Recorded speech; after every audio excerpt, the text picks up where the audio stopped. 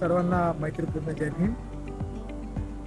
तर आज दिनांक 9 डिसेंबर सांगायला अतिशय आनंद होत आहे की भुसावळ येथून चले हम बुद्ध की ओर बौद्ध स्थळांची जी काही धम्मसहल आहे ती धम्मसहल आज या ठिकाणी रवाना होत आहे.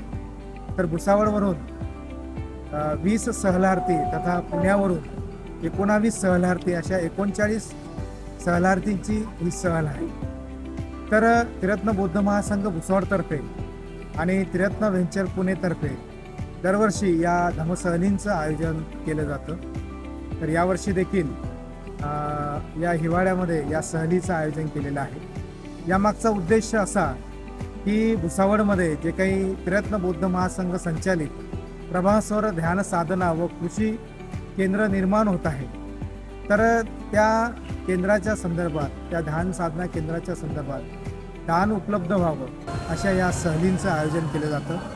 तर या सहलीसाठी भुसावळ तथा भुसावळ परिसरातील अनेक धम्मबंधू भगिनी हे या सहलीसाठी नावनोंदणी करतात. म्हणून त्रिरत्न बौद्ध महासंघातर्फे मी सर्वांचं या ठिकाणी खूप खूप आभार व्यक्त करतो, पुण्यानुमोदन करतो आणि सर्व सहलार्थींना खूप खूप शुभेच्छा देतो. धन्यवाद. जय भीम.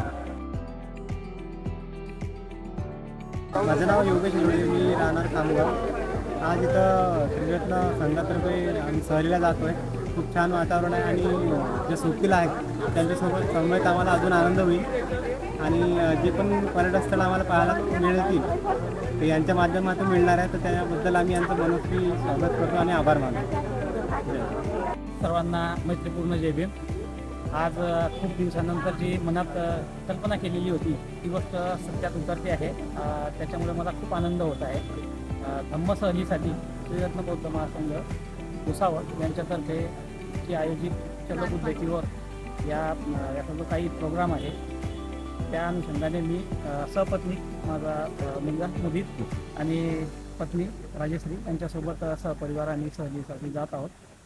सहल म्हणण्यापेक्षा तिला एक आंतरिक मोटिवेशन असं म्हटलेलं अधिक योग्य राहील असं मला वाटतं. त्याच आंतरिक ऊर्जेची त्याचे सम्मिलित होण्यासाठी किंवा त्याचा एक अनुभूती घेण्यासाठी एक नवी एक्साइटमेंट माझ्या मनात आहे. सर्वांना मैत्रीपूर्ण जय भीम. ही जी धम्मसहल आहे त्याच्यासाठी आम्ही खूप एक्सायटेड आहे.